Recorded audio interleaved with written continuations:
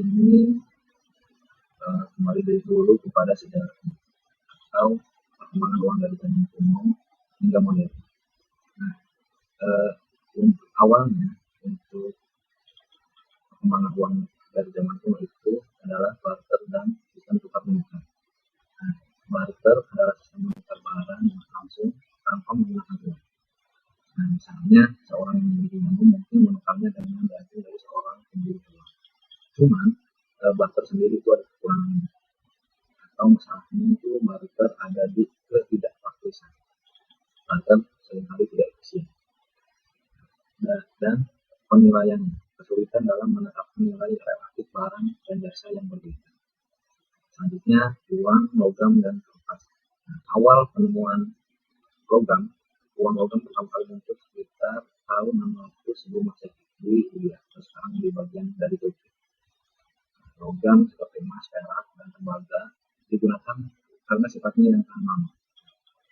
Dan uang kertas pertama kali diperkenalkan di Cina pada abad 7 Masehi oleh dinasti Tang. Nah, untuk penyebarannya pada abad ke-17, uang kertas digunakan di Eropa dan sistem pembarutan mulai menggunakan nota sebagai alat tukar yang sah. Nah, selanjutnya itu ada mata uang digital. Awal mula pada abad ke-20 dan awal abad ke-21 muncul berbagai bentuk mata uang digital elektronik seperti transferan. Nah, kemajuan teknologi sistem ini mempermudah transaksi online dan memberikan efisiensi yang lebih besar dalam sistem keuangan. Selanjutnya itu ada hubungan antara uang dan nilai. Uang sebagai medium alat tukar. Uang adalah alat yang mempermudah transaksi, memungkinkan orang untuk menukar barang dan jasa dengan lebih efisien daripada sistem barter. Dalam konteks ini, nilai uang sering dianggap sebagai sesuatu yang relatif dan bergantung pada penerimaan dan kepercayaan masyarakat terhadap mata uang tersebut. Nah, selanjutnya, penentuan nilai. Nilai uang mempengaruhi struktur sosial dan hubungan antar individu.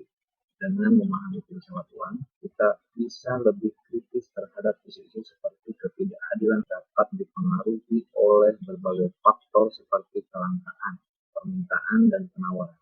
Uang sendiri memiliki nilai yang bersifat simbolis, yang berarti nilainya berasal dari kesepakatan sosial dan kepercayaan bahwa uang tersebut dapat ditukar dengan barang dan jasa. Nah, selanjutnya, presentasi nilai. Uang bukan hanya alat tukar, tetapi juga representasi dari nilai yang lebih abstrak. Misalnya, uang seringkali digunakan sebagai ukuran kekayaan atau status sosial, dan nilai uang bisa berfluktuasi berdasarkan kondisi ekonomi, inflasi, atau faktor politik. Pentingnya memahami filsafat uang. Yang pertama ada konsep ekonomi.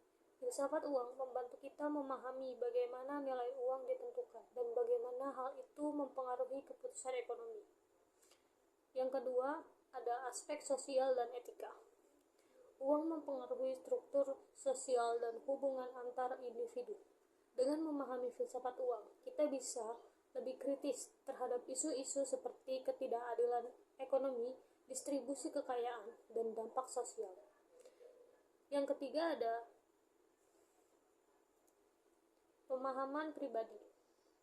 Di tingkat individu, filsafat uang dapat membantu kita merenungkan bagaimana kita memandang uang dan nilai dalam hidup kita. Ini bisa mempengaruhi cara kita mengelola keuangan pribadi, membuat keputusan investasi, atau memilih karir yang sesuai dengan nilai-nilai kita. Selanjutnya ada konteks ekonomi. Yang pertama, peran uang dalam ekonomi, yaitu memahami bahwa uang bukan hanya alat tukar, tetapi juga medium untuk menyimpan nilai dan unit pengukuran, membantu kita melihat bagaimana keputusan ekonomi dibuat dan bagaimana sistem keuangan berfungsi.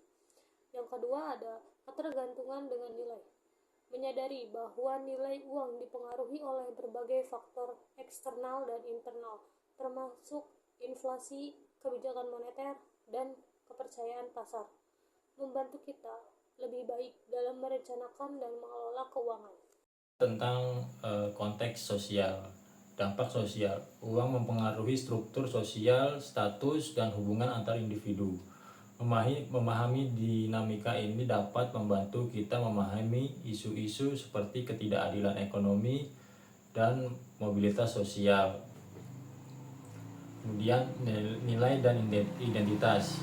Bagaimana uang mempengaruhi identitas dan nilai-nilai kita, seperti pengukuran kesuksesan dan kebahagiaan, memberikan perspektif tentang motivasi dan aspirasi pribadi, pengaruh uang pada keputusan dan perilaku. Keputusan ekonomi, pemahaman tentang filosofi uang memungkinkan kita membuat keputusan keuangan yang lebih bijaksana, seperti investasi, pengelolaan uang, dan perencanaan keuangan pribadi.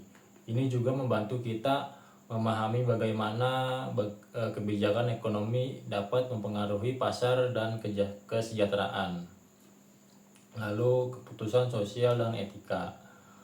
Uang mempengaruhi struktur sosial dan hubungan antar individu.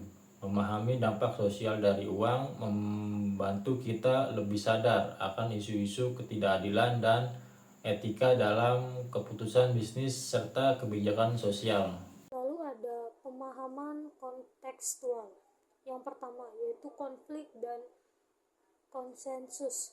Memahami bahwa nilai uang dan sistem keuangan seringkali mencerminkan konsensus sosial dan politik, serta bisa mengalami ketidakpastian dan perubahan, membantu kita mengelola ekspektasi dan beradaptasi dengan dinamika pasar yang berubah.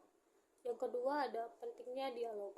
Dialog tentang filsafat uang mendorong pemikiran kritis dan relasi yang lebih dalam, memfasilitasi pemahaman yang lebih baik tentang peran dan uang dalam kehidupan kita dan di masyarakat.